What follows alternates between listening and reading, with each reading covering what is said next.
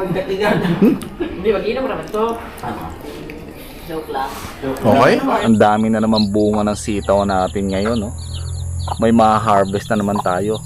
Tsaka eto na yung mga manok, no, at sisiw na alaga natin dito. Tayo ay nagbiyahe, official travel sa Coronadal City, South Cotabato. Yan, ano kayo yung nangyari sa atin doon? So, throwback tayo, panoorin nyo. Magkano tatlo? 100 lang. Pinya? Free taste lang to, no? Ang dami pa free taste natin.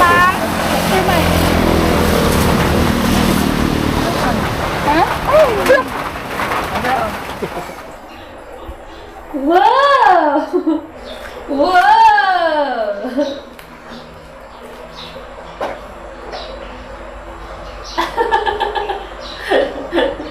What's that, mga kabayan, baby? Wow! Kay papi na si Mingming. Wow, kay papi na si Mingming. Nanonood na tayo rito? Wala na. Wala na. Mo? Wow! Magandang araw, magandang gabi. Nasaan man kayo naroon, mga boss chief. Siyempre, umulan man o umaraw, maglaninya man o El Nino, tuloy pa rin ang buhay dito sa Philippines. Yan. Ayan mga boss chief, medyo malungkot lang tayo ngayong araw. Dahil ngayong araw ay nakabalik na ng Canada si Inags. So kahapon lang siya lumipad, pero ngayon mismo ay naroon na siya sa Canada. Medyo malungkot lang. At syempre, na-miss natin na yung bonding natin kay Inags. Inags, no? Shoutout sa iyo dyan sa Canada. At syempre sa yung mga ka-Inags, no? At saka yung ating mga boss chief na nandyan sa Canada. Magandang araw, magandang gabi sa inyong lahat. Dito po sa Oriental Mindoro, Calapan ay medyo maaraw ngayon, ano? Medyo makulimlim lang siya, pero maaraw siya ngayon. So ito ang ating buhay ngayon. Syempre, tuloy pa rin kahit paano. Galing lang tayo ngayon mga boss chief sa bonding natin with our family. So kasama natin ating baby, ang ating mahal na Reyna. Tayo ay nagpunta, no? Syempre may meeting tayo kanina umaga, and then ngayon tayo ay namasya lang sa isang resort. Syempre nag-bonding kasama sila. At ngayong hapon naman, syempre diretso tayo sa ating farm. So tingnan natin kung ano yung ating may enjoy at ano yung ating magagawa para ma-develop pa natin yung Mick Organic Farm. Samahan nyo ako, mga boss chief.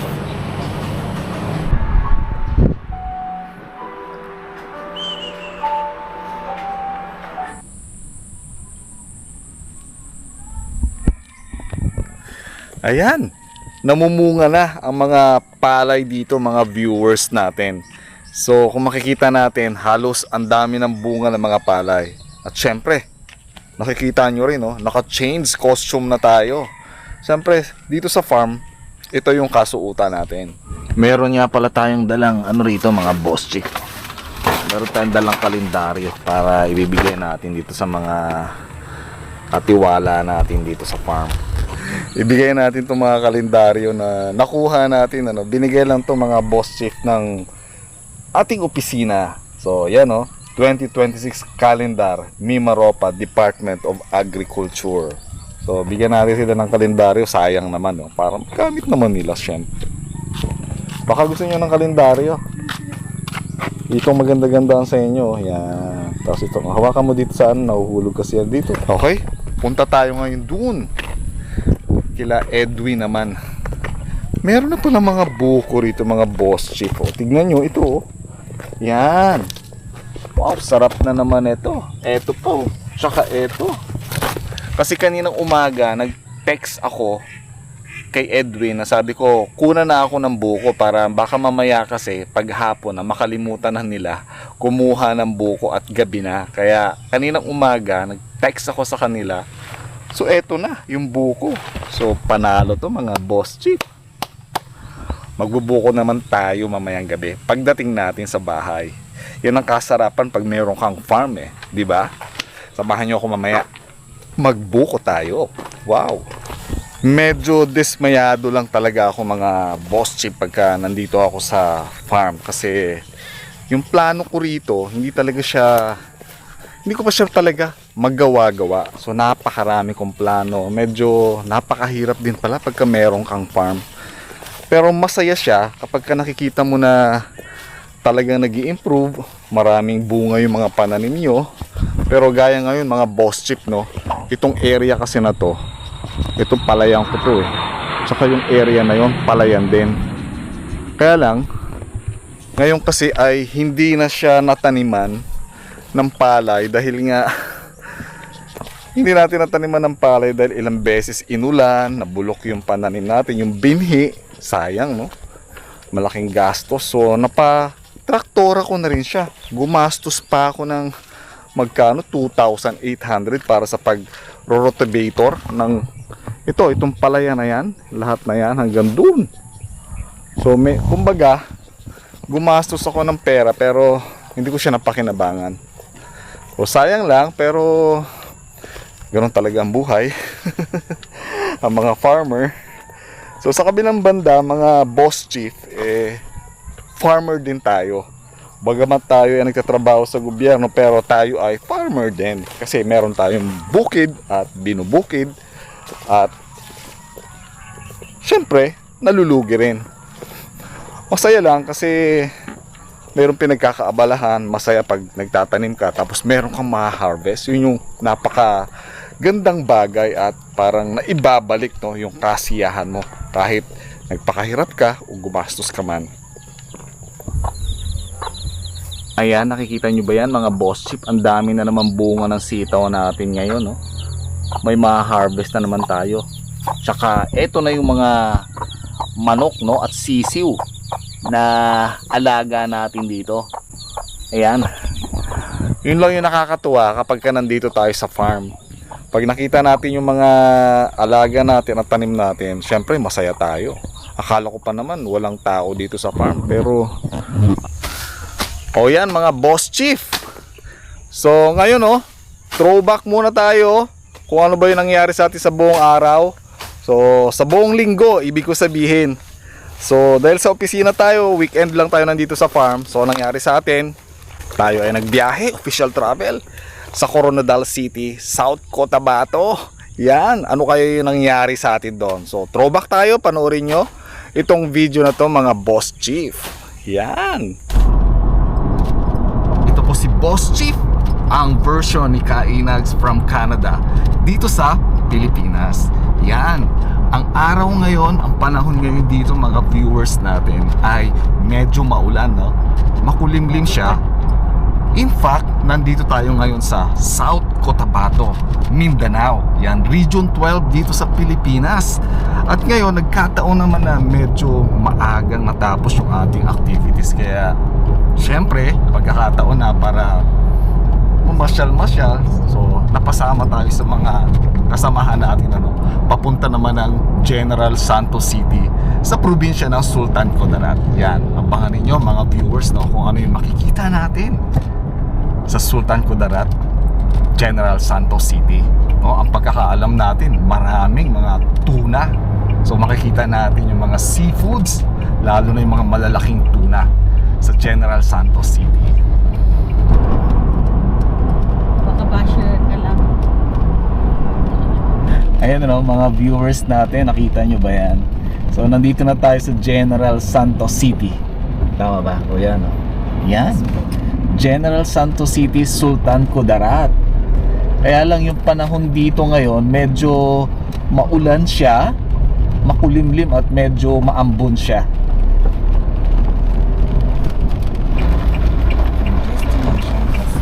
Wow, ito yung city proper ng General Santos City.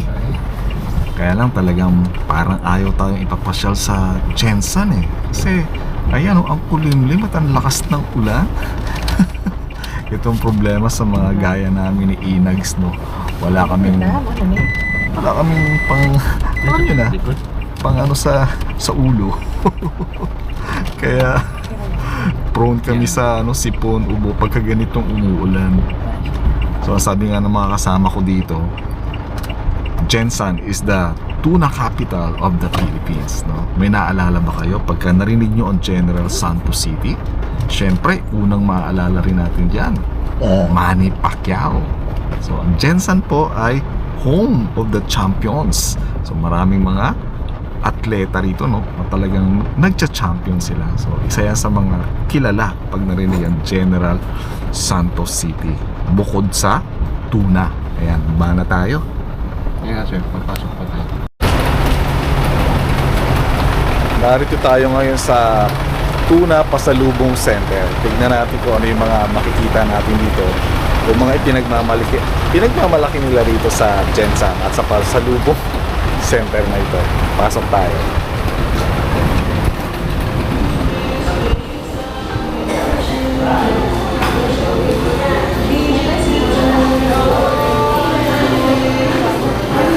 Wow! Frozen tuna. Tingin tayo ng tuna rito kung magkano ang kilo. Frozen tuna lang siya. Kasi hindi tayo napunta ron sa talagang palengke o port para doon sa mga seafood. So, frozen lang tong mga tinda dito.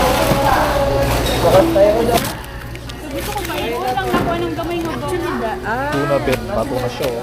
Sobrang frozen. Tusino. Tuna tusino. Tuna siomay. 67 ang Tuna chorizo. Nay, ano na lang, i-heat na lang. Ilunod na na, presa dyan.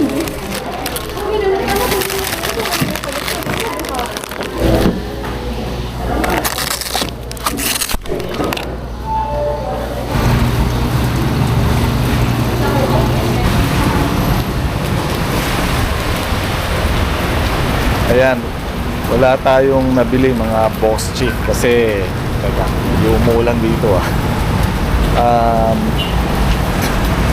kasi bukas pa tayo paalis at sasakay tayo ng eroplano. Yung mga kasama kasi natin may sarili silang sasakyan. Katabi lang sila, Region 11, Region 10, sasakyan sila at pwede nilang ilagay sa bagahe yung mga frozen product ng tuna.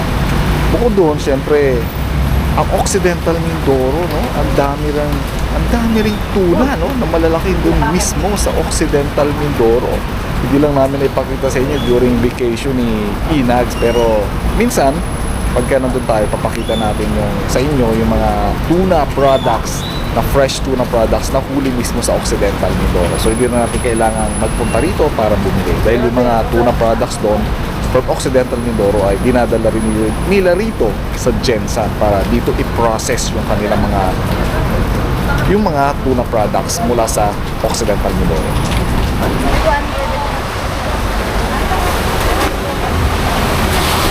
Bumaba tayo rito sa highway, so may mga fruit stand.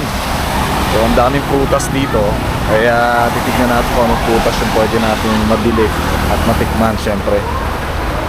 Ayan. Magkano ang mga ano nyo? May marang, sir, tag 70 ang kilo. Per kilo. 70 ang kilo. Hata ko lang 60 ang kilo, sir. Areo. Ang durian, magkano? 150. Arang, sir, oh. Anong variety ng durian? Arancillo, sir. Arancillo to? Opo. Ang makaganda lang sa puno. So, tingin tayo dun mga viewers, no? Ang daming mga pagkain kasi rito na prutas. Tingnan natin kung ano yung mga binibili nila rito. Tulo? Magkano tatlo? 100 lang? Pinya? Ayos.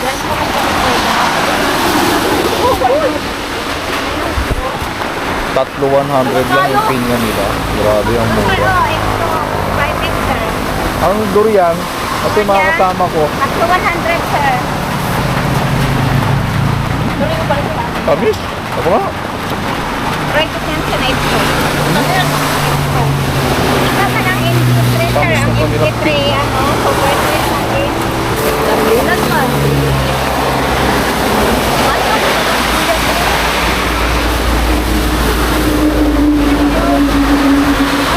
Dahil sa sobrang mura nung kanilang pinya rito, no, halos pinakyaw na ng mga kasama natin. Dalawa si Ado. Pero mo tatlong piraso, 100. Ang mura, grabe. Ayan, may Dati photos pa. pila ni Ara per kilo na lang ako. Sige to. Ayos. Dani unsa ni siya tiyo? May Ay, may pa tayo, ayun.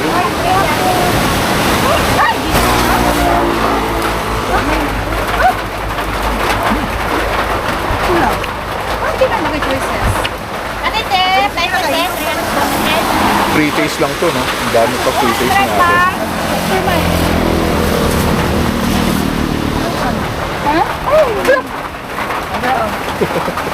Hindi naman kayo lugi niyan, te. Nanate? Yes, Ang dami pa free taste natin. Ang dami rin kasi bibigyan ng mga kasama natin na pinya. Halos pinakyaw na nila. Ang dami rin pa free taste. Yang bayad ka? Suso. Kuha na ko sa pita. Oo, sige ma'am. Oo, what's the cost? Oo, Ang tamis, grabe. Grabe yung tamis niya. Sobra yung tamis. Ayan, bumili rin tayo ng durian nila rito, no? 130 lang ang kilo. 251 sir, 250 na lang na. Ang mahal naman. Dagdagan mo pa, ate. Ay, naku sir, oh. Yung ano lang, arancillo, sobra naman laki nito.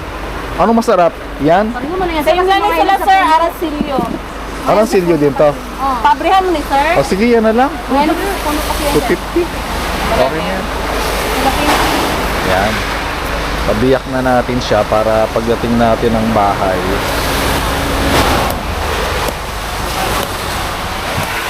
Ayos, tikman natin yan pagdating natin dun sa hotel. Tama na yung pagkaluto sir.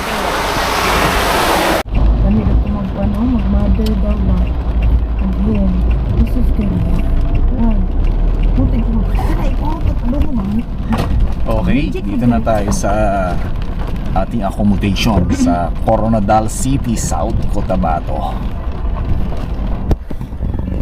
Hindi man lang tayo pinagbigyan ng panahon, talaga namang ulan. Dili na tayo kaya mag-dinner So panay ang ulan at hindi tayo masyadong nag-enjoy doon sa ating pinuntahan kasi nga makulimlim, umuulan, kaya hindi tayo masyado nakapag-ikot-ikot. Anyway, talagang ganun ang buhay, pero ganun pa man, syempre, tuloy ang buhay dito sa Philippines. Yan. So dinner muna tayo, no? Bago tayo pumasok sa room natin.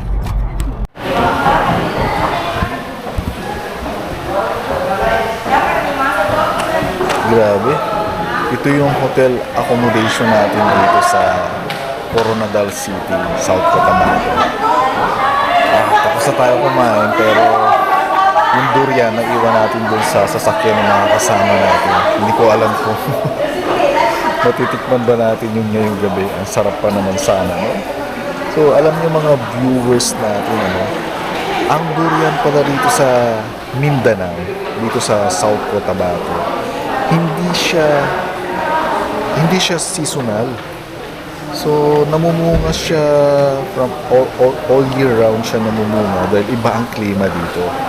Dahil sabi nila, ang durian daw rito, ang gusto nila yung pagka mainit, tapos biglang uulan, mamumulaklak yung puno ng durian. Kaya dito, yung arancillo na variety ng durian, whole year round namumunga. Kaya kahit ngayon, panahon ng February, merong mga durian dito sa South Cotabato, Mindanao, dito sa Region 12 mismo. So, hintayin lang natin kung tatawag yung mga kasama natin kung saan tayo sumakay kanina para ibigay yung durian natin para kasama natin silang kumain ng durian.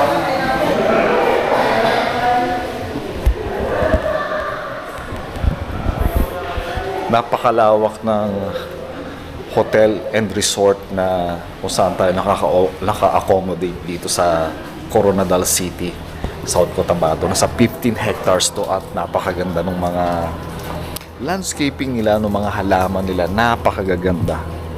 Hindi lang natin na ipakita sa inyo kanina kasi gabi na nung dumating tayo, mga alas 6 na. At hindi tayo nakapag-vlog kaninang umaga dahil nga wala tayong time, medyo busy lang tayo. So dito tayo naka-accommodate, yun yung room natin. So maganda naman yung room nila rito. So pasok na tayo sa room accommodation na para makapagpahinga. Bahala na mamaya kung makuha natin yung ating durian. Oh, bukas na. Wow, it's purple. Purple yan. What's the purple there? Wow, perfect. Ba na agad natin? Sige, sa inyo na yan. Ano man na sa'yo, sir? Ayos. Ayun, sa kabila lang natin nandun. Ayos. Ito na yung nabili natin sa may kalsada kanina, mga boss chip, mga viewers natin. Tikman natin, sarap nito. Kumakain ka na po, sir. Sir, baka gusto mo akong i-content. Sir, baka gusto mo akong i-content magdain ng durian. Sana dyan sa inyo, pero hindi kayo nabibiling durian dyan sa Canada, sa ibang bansa.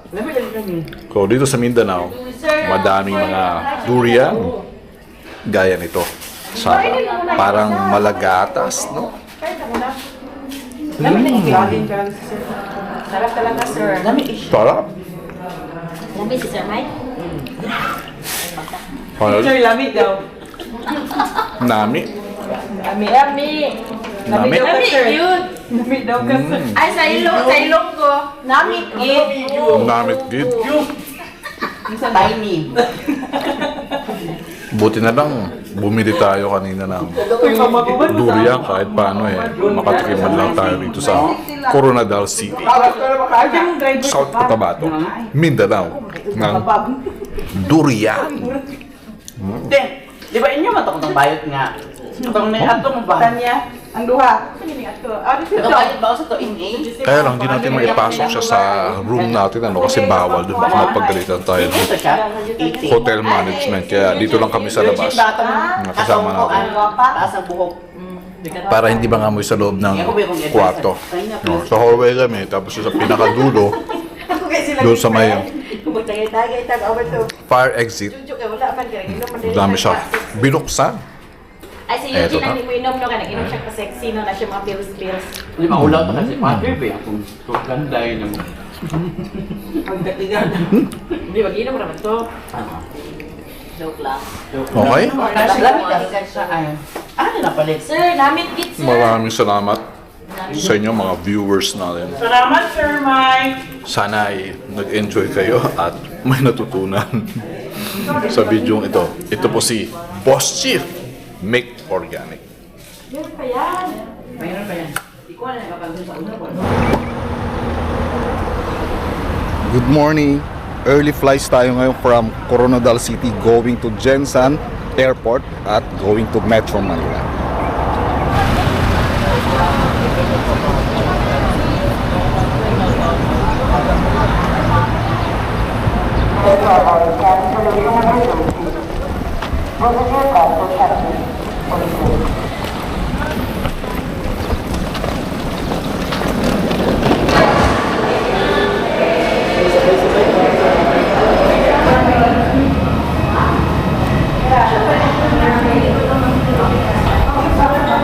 Boarding na tayo, no? Sakmal, going to Metro Manila.